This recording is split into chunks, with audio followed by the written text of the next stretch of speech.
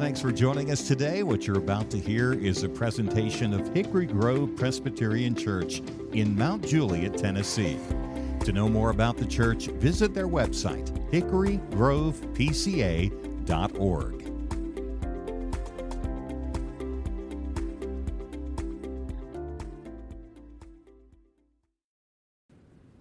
All right, so we're in week 4 of the study. We'll be in Nehemiah chapter 3.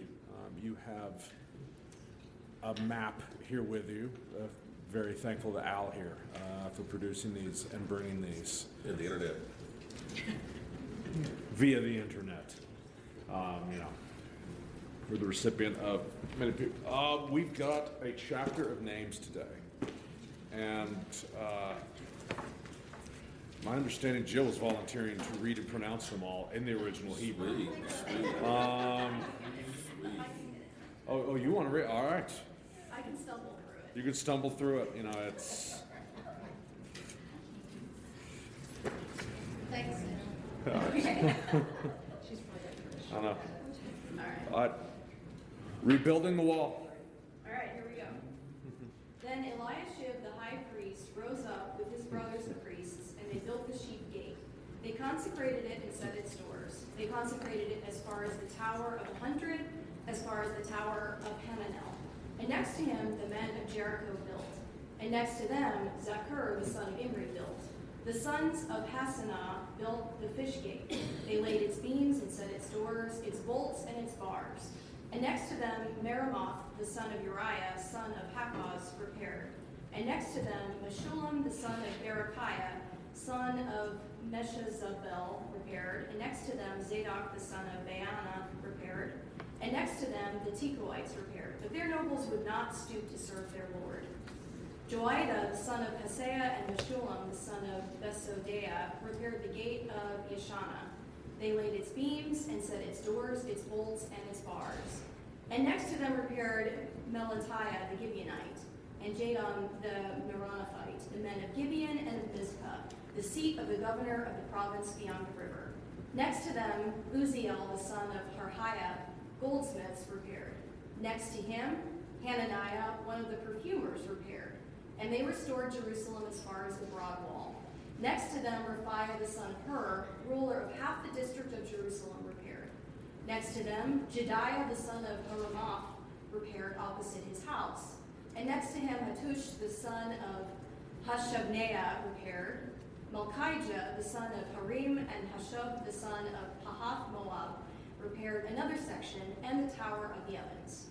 Next to him Shallum the son of Halohesh, ruler of half the district of Jerusalem, repaired.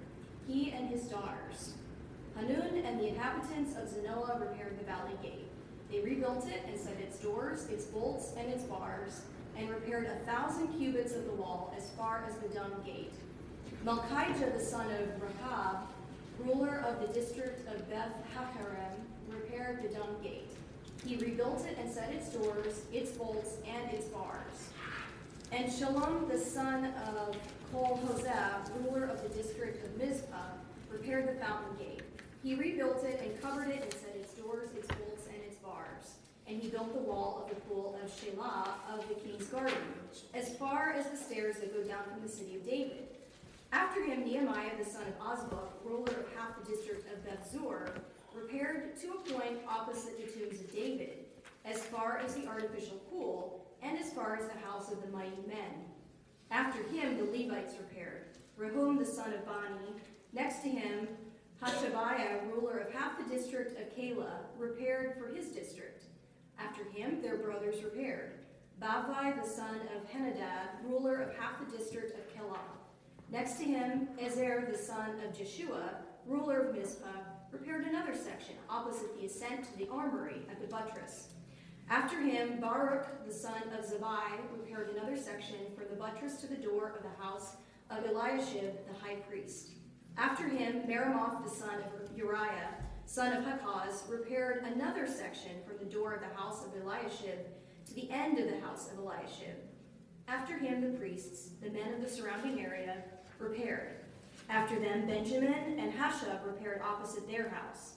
After them Azariah the son of Maaseiah son of Ananiah, repaired beside his own house. After him, Binnui, the son of Henadad, repaired another section from the house of Azariah to the buttress and to the corner. Palal, the son of Uzziah, repaired opposite the buttress and the tower projecting from the upper house of the king at the court of the guard. After him, Pedaiah, the son of Parash, and the temple servants living on Ophel, repaired to a point opposite the water gate on the east and projecting tower. After him, the Tekoites repaired another section opposite the great projecting tower as far as the wall of Ophel.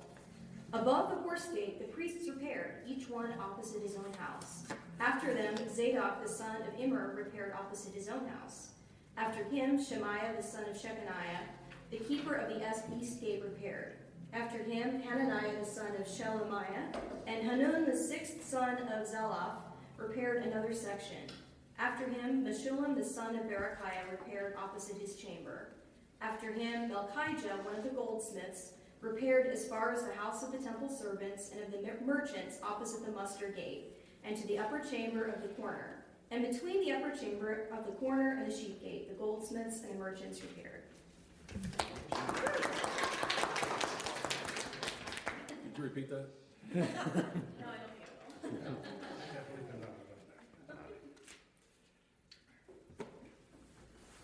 I will. Al, you got That's just crazy. That's just crazy. All those names. Anybody notice any difference in this section, this chapter, from the previous chapters? Any difference? Nobody was doing anything earlier. Nobody's doing anything earlier? There wasn't any action yet, except inspected the walls, but kind of like walking around. Yeah. Maybe a quick review. So some of us were on vacation. Some of us, it's been a week, and we just don't remember. What's happened so far? Good start. And we just came in, we're in Nehemiah chapter 3. I got sent by the king to Jerusalem to oversee the rebuilding of the wall Yeah. around it. What else, if anything?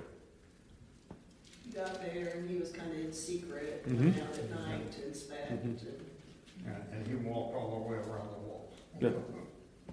He does kind of a walking inspection, Yeah. and then he gathers a group of people together, and he says, here is the shame we are in, here's what we must do, and he rallies the people to this, and they get started. What's amazing is the Persian king Yeah. actually funded some of it. Yes. Right. That God can even work through pagans for the sake of good. Artaxerxes commissions it to happen. He clearly trusts Nehemiah. He wants him to come back. He's like, oh yeah, cupbearer, sad, sure. Go rebuild your home city. Fortify it even. Gives him probably at least a year's leave to go do it. Gives him an armed guard to go with him. Gives him letters. And off Nehemiah goes. And he shows up to the city. He's got the stuff. He inspects it out, figure the team, and here they are. They're getting started. Some people weren't too happy about it. Some people were not too happy about it. We won't get them today, but definitely a few names to remember are Sanballat and Tobiah. They're going to pop up. Chapter 3, verse 1, we also get introduced to Eliashib, the high priest. Just, remember old Eli here. He's going to come up again. All right. But I think back to Al's original question, the narration kind of changes here. What seems to be different about chapter 3? First of all, they're starting to work. Well, it uses the word repaired a lot. Mm-hmm. Instead. Before, we were kind of under the impression that they were going to build it, but now we see they're just repairing it. It's a stark difference. Stark difference. The end of chapter 2 is kind of like, hey, you guys have no part. And what happens in chapter 3? Boom. We are working. Well, it's sectioned out, and I don't know if there's a reason behind who did what. They got assigned. There's a lot They're of probably- next to him, next to him, next to him, next to him. It seems that way, but you notice in some of them that also talked about almost kind of, they were living around that section as well, right? That seemed to be kind of repeated theme, so. The people got put in charge of Yeah. places where they lived. Yeah, so these Yeah. aren't the only people working on the wall. Yeah. There's other people. These are the guys leading the teams. And they're like if you live there, you deal with it, you've seen it. Okay, you're in charge of putting it up. That's your part. Here's some materials. Yeah. I had a note in my Bible that some of the sections of the wall were as thick as 8 foot wide. Deep, I mean, and not only men worked on the wall, but women too. Ah, And I thought that was interesting. Yeah, we see that in verse 12. yeah.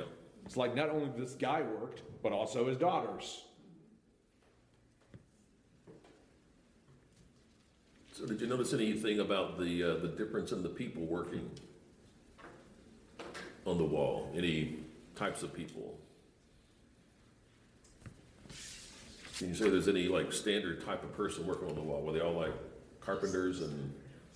I was surprised that the Levites were working. I didn't think they could do anything. Well, what does it start with in the first verse? Priests. The high priest? Yeah, but I mean, they're actually doing repairs. What the heck? You know, they don't own land or, you know, any of that, so that surprised me. Yeah. And also that the perfumer guy didn't work on the dove gate, but that's another thing. I thought the perfumer guy was going to go run around and make everything, you know, smell nice, but apparently that's not the only thing. Yeah, so you had the high priest, and also there was also kind of a theme too of the sons of rulers and governors. I mean, these are high officials all around there too, and then you had somebody and his daughters. You don't expect women to be working on the wall. I presume they did a good job, just saying. They probably did better. Actually live in Jerusalem. Needed all hands on I deck. said some of them didn't actually live in Jerusalem. That's what it said. Yeah, this is going to come up in chapter 4 also, and some of them have come to Jerusalem for the project, and there's going to be pulls for them to come back, like to stop. But this is to a certain extent, a full community gathering. Now we have some people like the nobles of the Tekoites, you know, who are like, they're like, I ain't gonna do that. But Yeah, I'm an elder. I'm not working on that. yeah, This is- yeah, dang elders. those lower class. Yeah, I'm not doing that. Well, then they weren't taking instruction. They weren't going to be Yeah. beholden to nobody. We're like, not like this cupbearer from out of town come in here and tell us what to do. Who does he think? He's just like walk around holding the wine. Now he's gonna tell us to build a wall. No. Just because it has king's letters and all the materials and a plan. What was also I thought was funny about this. You notice the difference in the last verse of chapter 2 and the first verse of this. In the last verse of chapter 2, did you feel that Nehemiah had a plan already? Yeah. The last chapter, he was walking around the gate, scoping stuff out, doing, you might say, reconnaissance work, building up a Right. plan, coming up with a plan. He didn't even tell the people why they was there originally. Yeah. Yep. I didn't get the feeling that he had a specific plan like this. Chapter 3 is like, boom, everybody is in on it, and Coordinated, yeah. yeah, actually this way around, I'm sorry. Counterclockwise. Yeah, counterclockwise, yeah, sorry. Committee meeting. But he had to have a plan, I mean, but, did he come up with that plan in 3 days? I mean, he was here 3 days, and what it says, he's walking around. It strikes me he must have at least have had. He hasn't been able to physically see the city. This is his first time in the city. Yeah, his brother, at least in the opening chapter, has at least told him some of the state. Yeah. And we know he's been praying about this for a while. He has at least some forethought when he asks the king for the timber. The stuff probably he couldn't have sourced locally for whatever reason as easily. They would have burned down the whole area back Yeah. then. And because he brings all that with him. How many trips to Home Depot are involved? I know. I read somewhere that on everything you're gonna do that involves Home Depot, you're gonna make at least 3 trips. I never have the You're gonna right make at least story. 3. They have delivery services that could drop it at the. I have giant boxes filled with screws, and they never have the one I need. Doesn't say how much time passed between chapter 2 and chapter 3. It doesn't say. Doesn't say. Was it the next day? It sounds like it was very well planned, though. Very organized. It does. Absolutely. Absolutely. It had been, because it was completely, Jerusalem was completely surrounded by enemies. I mean, that. Well, they're kind of they're enemies. Well- They seem like quasi enemies. There was a status quo that So, existed. in the end of chapter 6, the entire process, they go from start of this project to the end. They do the whole city in 52 days. And at least at this part, we know that 2 to 3 can't have been very long, because in chapter 4, while they certainly could have been exaggerated, we're going to be revisited by Sanballat and Tobiah. Like when you imagine them rebuilding the wall, because this is what I think that's turning out to me is, they don't get it initially very high, because they make fun of the Jews on this very point. It's like, this wall isn't going to keep out anything. Because Tobiah wants to make fun. It's like a fox could jump on top of this thing they're building and knock it over. It's like a bully laughing at a little kid. Exactly. Yeah. Hey, you can't ride a bike. And more on that next week. And I think one of the things I think that strikes me, Al, before we dive into like any individual particulars about it, is versus if you saw something like this, if drawing like a modern building project is, they have these teams, but they're basically building most of the whole thing at the same time, with various people in charge of various parts of it. There is no, we're going to start, okay, we're going to have the high priest and everybody, we're going to start at the sheep gate, everybody, we're going to build the whole thing all the way up, and as thick as it's supposed to be, and that's going to be our mock for the whole wall going all the way across the city.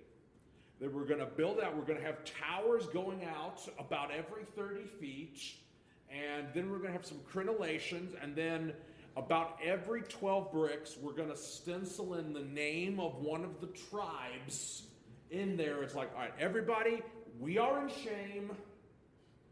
Let's get this wall up. And the clock starts ticking. And let's start now. And I don't think a lot of modern projects go like this. It's like, okay, you perfumers over there. The goldsmiths, you're over here. You with the daughters, you're over there. It's like you buy your house, you buy your house. Okay, you can rebuild the gate. Fantastic, we're going to write that down. All right, go. And they're not getting lost in the details. There is no, we are going to build the most beautiful wall the Persian Empire has ever seen.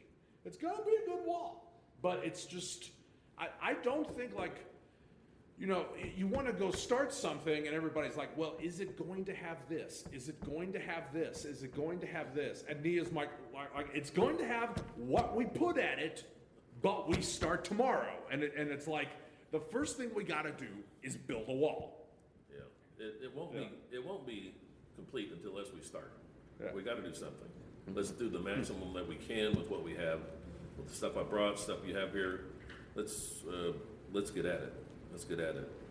I'm kind of surprised too that, everyone seems like they have skills. Like there's a lot of gates that have to be rebuilt. That's not simple. There's things you have to know to be able to do that kind of stuff, and it seems like everybody has this knowledge. They could have specialized people helping with that. So the people that set it up might have been the guy leading the team, and hey, maybe some specialized stuff would be that. Think about like Amish building a barn. Everybody gets together, they all kind of have some section and work together to get that barn built. See, I love that Gary says it though, because Nehemiah has this laid on his heart to go do this. Like, he's the cupbearer. He's not a wall builder. Yeah, he's like, do I think probably in my mind, does he have the knowledge to like reforge the gates and hang? I mean, maybe he can, I don't know. That's never going to come up this entire book. But it's a point of like, God lays this on his heart, and he has to pray about it all the time, but he's like, at the same point, at some level, it's God's project, and people come along the way. And I think for me, it's one of the reasons I think I'm particularly passionate, I think, about this book of the Bible, because Nehemiah is a guy, he's doing something God's laid it on his heart to do, and he doesn't know how exactly this is all going to work out. Like he cannot by himself rebuild most of a city. Like that takes a lot of people. He doesn't have the skills for that. He's got to pray about it, ask as things come along, do a survey. Just in the moment, he's got to be praying, worshiping God, then rely on God for the decisions and the people to kind of come along. And in this entire chapter, he doesn't mention himself. Yeah, there's nothing about him. There's also, there's no dialogue in here. Yeah. There's not like, hey, I'm pronouncing the name, you need to get cracking. There's no dialogue. There's no conflict recorded. It's just a simple, seems like a government report. He's a government official. Oh, I'll write it down. And he's not afraid to call out people. It's the nobles of the Tekoites. It's recorded forever. These guys didn't. These guys didn't. Hey, don't mention me. Sorry, you didn't. Did you work on the wall? No, Tekoites, they're out. Well, some of them were out. The nobles were out. Yes. The nobles were out. But you notice what the other Tekoites did? They helped. Yeah, without the nobles involved, they finished their stuff. Hey, we're going to help with this other part.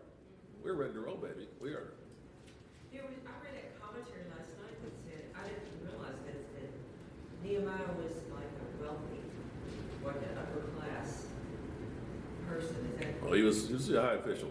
Okay, so that was, okay. But he also had supplies from the king. Well, yeah, that part, but I didn't think of he himself as. Yeah, no, he wasn't. I guess a cupbearer got good money. I guess so. I guess so. You want them to be happy and well taken care of. Well, And he's free. out working directly for the king. It's Yeah. pretty Yeah. good job. And free wine, don't forget that. Just a citizen. As long as it's not poison. Yeah. So these people, well, you have something like that? No, go ahead. Please. So these people started working on the wall. They probably needed some supplies, but it's not clear they needed all the supplies. Why didn't they start doing this before? Why didn't they start working on the wall before he got there? They didn't have any leadership. Uh-huh. Well, they probably didn't know if the king wanted them to either. Actually, it's a trick question. It's a trick question. Oh. In Ezra, they started working on the wall. They started working on repairing. Oh, okay. Yeah. And what happened? It didn't go well. Somebody wrote a letter to the king that says, hey, these guys are working on the wall. They're unauthorized. You know, remember about the history of Jerusalem? The history of all these people? They rebelled against all the rulers? I mean, are you crazy, Artie? I think that was the nickname, Artie. And are you crazy about letting these guys build a wall? Like, what the? And Artaxerxes like, well, hey, stop that. So you're saying I was right? Well, They've maybe. been through the construction because the temple's already there. Temple's around. The king sends word. This is Ezra 4. You don't have to necessarily turn there, but Artaxerxes had written, and this would have been about 12 to 15 years prior.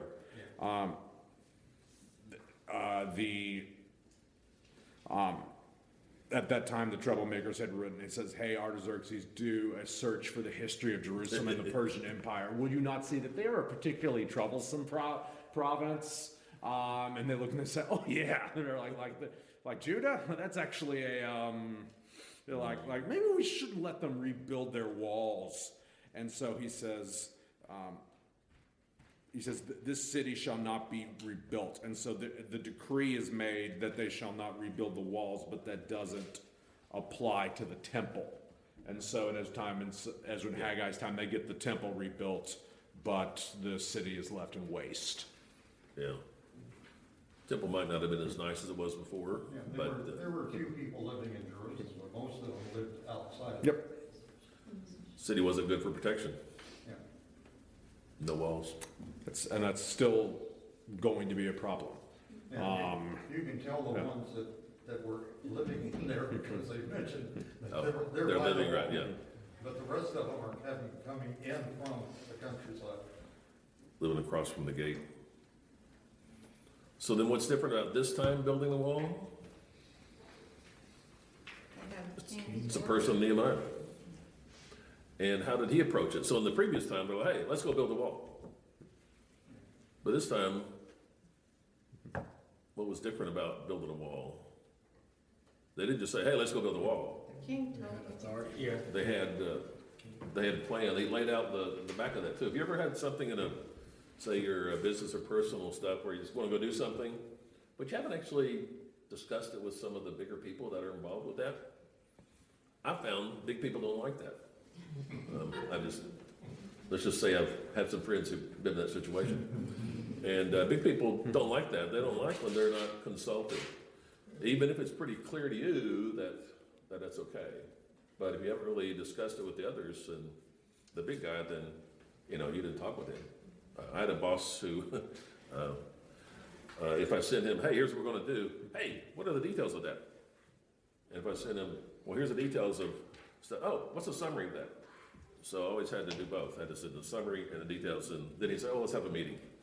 In all cases, he wanted to know what was going on and support for that. Otherwise, you're in trouble just because you did not communicate. Whereas Nehemiah was laid on his heart. Actually, it was on his heart, but remember, the king observed this. Hey, why the long face, right? And so then he got the backing for that. So the difference between Ezra and here is a huge one, is that he's done the background work. He's got materials, he's organized, he's structured. Not just hey, y'all watch this. It's let's manage it. Huge difference. Huge difference between those two. Could we say a word about the nature of Scripture here? Because this is a marvel of detail. Look how it follows the whole outline of the actual gate that's there. So and every detail, every name remembered in order. And do we know when it was written down, when it was put on paper? Was it the same day? No. Was it on day 53? Or was it passed down orally? That's amazing. It is amazing. It feels like also it was ordered and structured, right? So whoever had the information, like, oh, well, let's organize this in a way that we can see how that worked out. So it's a really good point, is that the scribes who actually, so they must have gotten quotes from Nehemiah. Maybe Nehemiah wrote it himself later on, because he probably was an organized guy. So irrespective of who wrote it, it's a masterpiece. And you see that in a lot of books as well. Ezra. Think how much it would have matched up with their memory of both, like the Pentateuch and David and the record of his men. Nehemiah is also making the list of the people who have built the nation.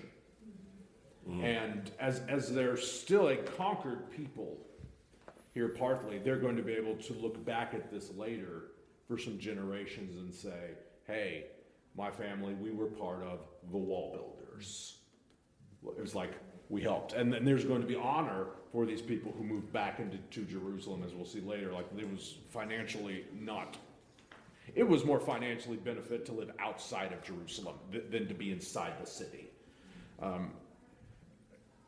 But and think about that, like they make sure they remember, like, if nothing else, as part of thanks of these were the people who took on the risk, who left homes to came in and do this. And we're going to remember what they did. Everybody from the goldsmiths, the perfumers, the guy and his daughters, even the priests, the really not good priests, but they consecrated that gate that day. They did it. And the Tekoite bosses, they were horrible. We remember them. But all those people who worked under them, they were like, sorry about the bosses, we're going to come work on this anyway. It's like, so don't shame most of the Tekoites, No. but because of those guys. A lot of them came and helped. Yeah, they're pretty big there too. So what Yeah. was their ultimate motivation to rebuild the wall? Well, wall cities was protection. Safety was a factor. What's that? Safety factor. Pride, Yep. pride is kind of a factor too. Pride. Also, It's a maybe. building, it's a building, but you put a wall around it, you've got protection, you've got an enclosed area. Right. That's true. So what they have pride in this particular city? What's up with pride with that? Why'd you be proud of Jerusalem? Temple. Whose city was it really? God's city. That's the Lord's city. That's where he talked about his presence Do you being. think some of them felt the obedience because they knew this was from God, that this wall was to be rebuilt, and that renewal of that feeling of who God was and their obedience to him factored Yeah. into that? Yeah, you got a sense of I'm working for God. I got a story about a guy at work. He was, I guess, my grand boss. And he had a way of asking for things that made me feel important to do that for him. His name was Bill. Sorry. And it's like he'd say, hey, wow, it's just this, I got this problem with leadership, and and I could really, is there something around? Oh, well, hey, yeah, Bill, I can help you. He's the main person in my life. I felt like if Bill wanted it, I really want to help him. And I don't know, but what Nehemiah didn't have some of that with that. Hey, there's this vision, the glory for God. Really could use you and your dog. We could do that. It felt like there was something involved that really motivated the people. I mean, I'm sure the glory for God as well, but I just think about what type of leader he must have been to get everyone. It wasn't like he came in and said, hey, Travis, you need. He's not that. This needs to be done, okay, I'll do it. Yeah, I think it's some of that motivation. It's up to you. It feels like I didn't say that in here that I talked to so and so directly and said that specifically, but there's something at play about the interpersonal stuff about Nehemiah that he can't really talk about and say that. My grandboss Bill would never have said that as well, but there's got to be something there about that motivation, which makes me just feel like I'd like to talk to Nehemiah someday. Hey, tell me about yourself and how that worked out. And there was, as we mentioned before, there was nothing in here about Nehemiah participating. Remember, once I had my kids, my sons, we need to clean up upstairs, rooms, and stuff like that. I had this big list of stuff. Hey, Hart, you good? Robert, okay. Hey, you finish that? Okay, get that. And I finished, and I got stuff cleaned up. And then they told me, you didn't do anything. You didn't do anything. What do you mean anything? You're just sitting here with a list. I was like, yes. It's kind of important that someone organizes and describes what to do and encourages people to get things done. And I had this funny look on their face like, I don't think they believe me. They do now. I don't think they believed me then. So even though Nehemiah did the work on the wall, just that job is just so important. It's so important to me. I think some of this also perhaps goes with what is going to happen in chapter 4. There's going to be complications. They're going to need, some eyes watching out what's going on beyond the wall. And Nehemiah is going to have to be organizing that. Yeah. And he has to use some of his other skills. Yes. To support that as well. That's where his true light tends to shine as well. And that even just writing down these names. So there's other times in Scripture. What are the times in Scripture where they list like a bunch of names? Remember any other times in Scripture? The genealogies, the table of nations in Genesis. Genesis. Oh yeah, table of nations. Matthew, I think. Is it Matthew? The genealogy. Of Jesus. Yep, Jesus. When Israel went into the land of Egypt, land of Canaan, and they had a list of all these people, and here's what the land they got, and how that worked out. And Ezra went off on Oh, their back. Ezra. Yeah, Ezra got that as well. You talk about David and his mighty men. Boom, boom, boom. Here's the mighty men. These are better than the other men, but hey, these are almighty men. You don't want to meet them. Somebody killed a lion in the ditch. Like, oh wow, that's crazy. Travis, you want to say something? You had that look on your Well, face. Having been in that area, Ah. in Europe, in Asia, the way we interpret the Bible is not the way they interpret the Bible. For them, everything is community. Mm. We're individuals. It's me. I did this, I did that. If you go over there, it's not that way. Mm. It's us. I even got frustrated trying to get my airline ticket changed because no one would make the decision without talking to somebody else. Because it becomes a group. And this is the way that people think over there. It's not me, it's us. We're working together. And we Americans, it's gotta be me. Look what I did. Over there, it's not. It's what we did, and that's basically the way the Bible is written. It's written by them, not by us. It does come out that way as well. It's also in this passage in chapter 3 here. It doesn't talk about necessarily individuals. That so and so is a son of and the son of, but it's talking to the families. It's not just an individual thing. It's also a family thing. And how's the family? Like, I talk about my nephew. I talk about my nephew in Asia, and they say, "What's a nephew? What is a nephew?" It doesn't mean a thing. No, it is my brother's son, or it's my wife's kid. You get the genealogy, and that's why the genealogy is important to them. Interesting. Because it's that different the way we think versus the way they think. Mm-hmm. And this is built by the way they think.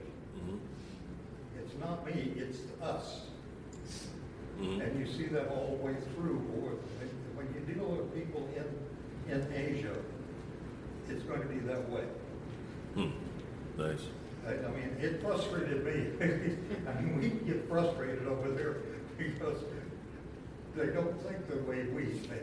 There's a couple of negatives to that. I get it. And we got to realize that our book was not written by Americans. Yeah. I like it. So, yeah, Lester. About the priest. Sometimes he says Levites, sometimes he says priest. Are all Levites priests? No. Some Levites serve in temple, some have other functions. Okay. All priests are Levites, but not all Levites are priests. Yep. Got that as well. But he did mention both, and that's Levites were, had a higher kind of calling there, but they did mention both of those guys. Mentioned priests and he mentioned this, so that was pretty big. It's pretty big. So what do you think he starts with?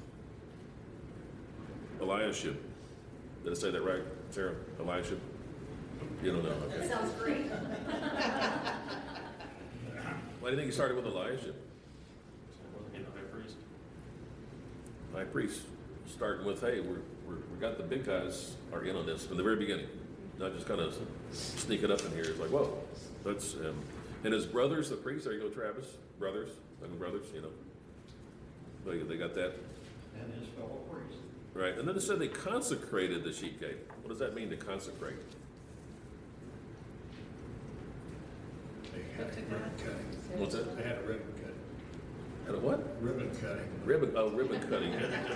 Maybe a little more than that. Maybe a little more than Was it been anointed with oil?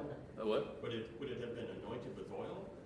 I don't know if they got a big power washer with oil, but I mean, as far as like a spiritual, a religious thing. Yeah. Well, they dedicated it to God, that's right there at the I think top, that's- near the temple. Dedication feels like this. So when Abraham Lincoln did the Gettysburg Address, we cannot consecrate kind of hallowed ground. We can't declare it to be sacred, to devote it to the Lord as well. We used to have that with houses. Catholics do that a lot with a house.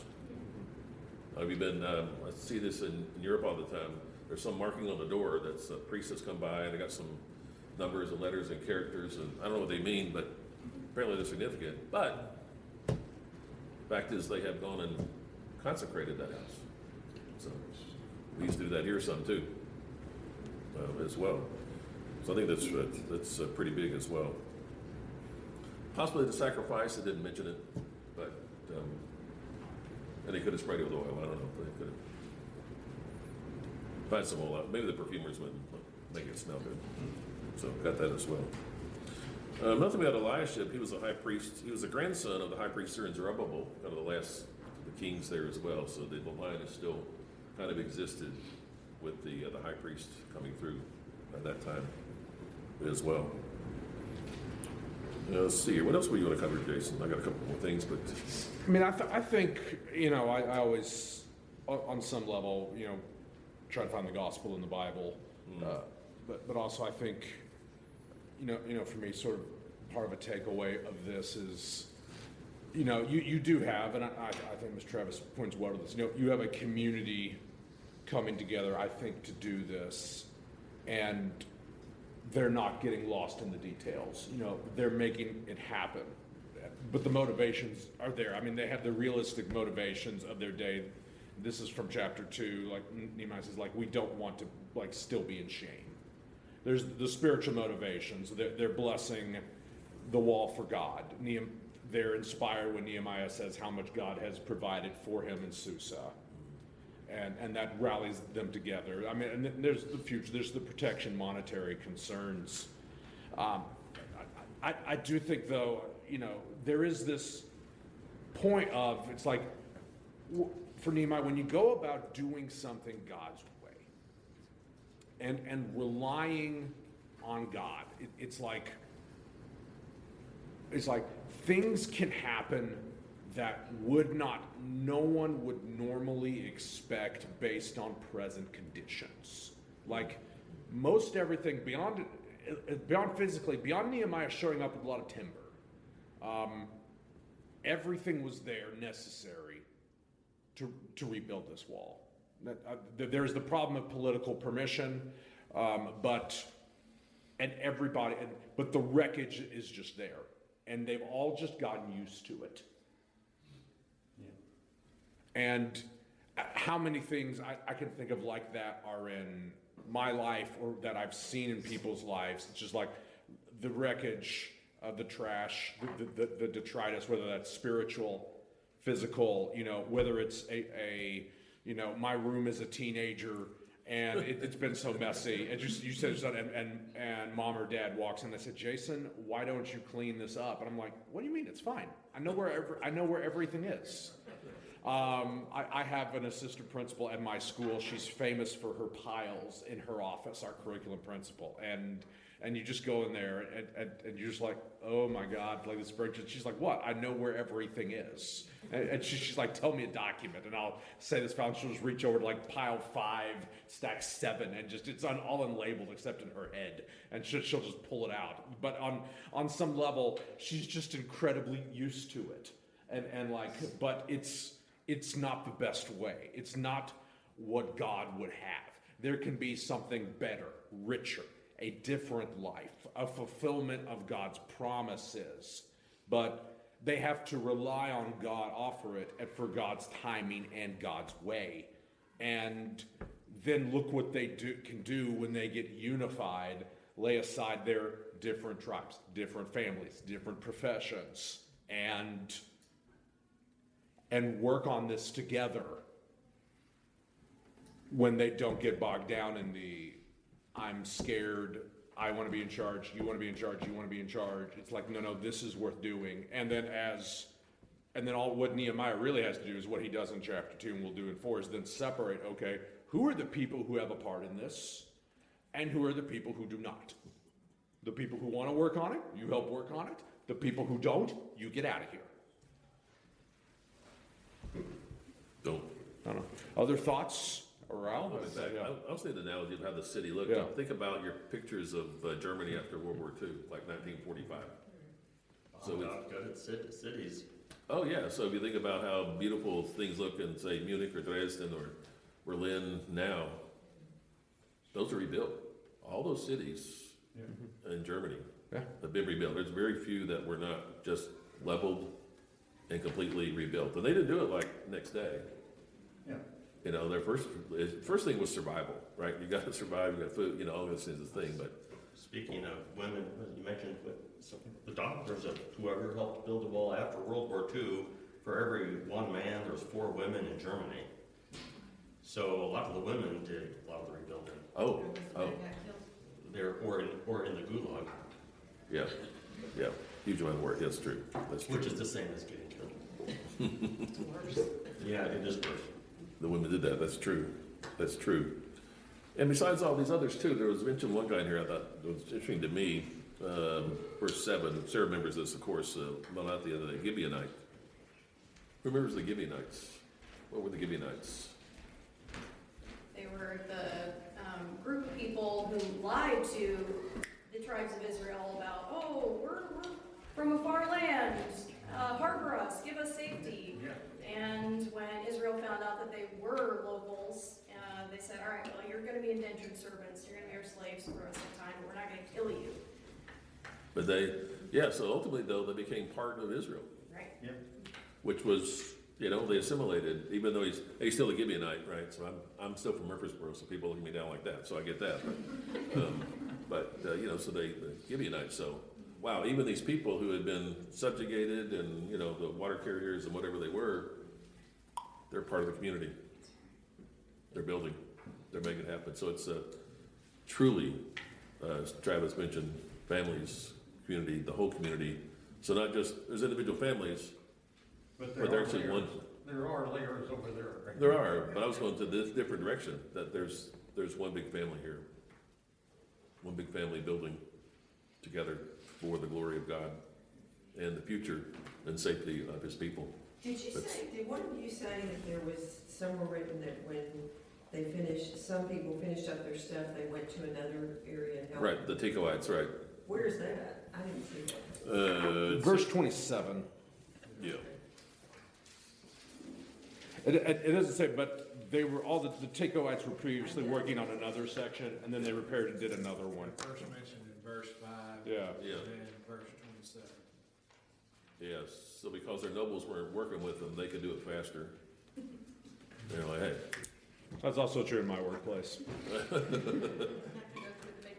If your principal doesn't help, you're in probably in better shape. I am, yeah. I have to explain less orally if it's just me. I think that's fair. Any other thoughts on this whole section? It's an amazing chapter, really, just how the structure and all that, how it works. Any other thoughts on the sections? I don't know if y'all said this before I came in, but, so who chose the groups? I guess Nehemiah did. Who chose what? The groups. Who put people in groups? I'm guessing. Probably a combination. Remember, some of the people worked around the areas wherever they lived, some were kind of coming in. So it doesn't say exactly how we organize them. Oops. What we got here? Church bells.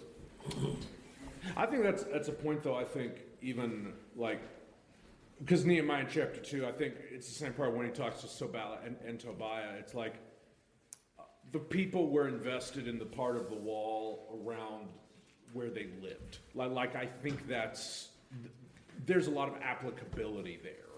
It was, you know, whether you're starting a ministry or fixing a problem, it's who knows the thing. Mm-hmm. It's like begin with the people where they are. And then, you know, some people end up building 1,000 cubits down to the dung gate. They're really good at this thing and invested in it. And for some people, it's going to be fixing around their house. You know, that's what they can do. But they're contributing, you know. And Nehemiah honors all of that here. And I think whether that's in a church or a work setting or just personal life, you're going to have differences with people. But where they can do it locally, the things they know, let them invest in it, but honor all willing and able, contributions. And Nehemiah does. And record their names for posterity. Yeah. That's, Could we also point out that, in terms of the gospel, they're building a city. We're gonna end up in a city. A city that's metaphorically represented by this city. nice. Nice. Well, closing thoughts? I don't know if it had been said before last week, but I looked up what the distance around the wall was last week, and I think it said it was just over 2 miles. Does that sound right? Pretty big, pretty long wall. Good size, right? You also see kind of the shape there. It's not necessarily like a huge amount of area, but And it's also up and down. yeah, it is on a big hill. Yeah, so that's true. That's true. Very good. Very good. So we're going to build a giant wall around Hickory Grove today. This is part of our after-class activity. Yeah. Thank you all Yeah. for... Travis, you got the creek. Yeah. I'm just gonna say on this, just go down the right side of this page, and that's all the Kidron Valley. That wall there is high. That's a. Kidron Valley comes right through there. Oh, it is okay. Don, we'll need a done gate out of you. About time, about noon. Done and done. Done and done. All right. Oh, nice. I'll know. Pray us out. I will. Father, we thank you so much for this record of faithful men and some women, and in the history of your great city. And Father, we also thank you for the recording that Nehemiah did. And Father, we just think in the future of being included in the names in your book of life. And we thank you for the worship to come, and pray for that. And everyone here, in the name of Jesus, amen.